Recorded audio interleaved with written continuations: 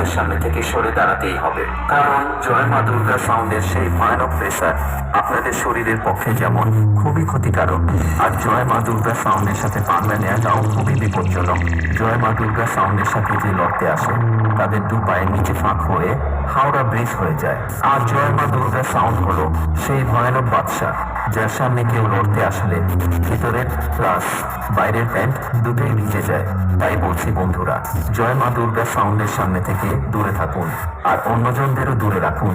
আর বেশি ভাত না বকে চলুন এবার শুরু করি।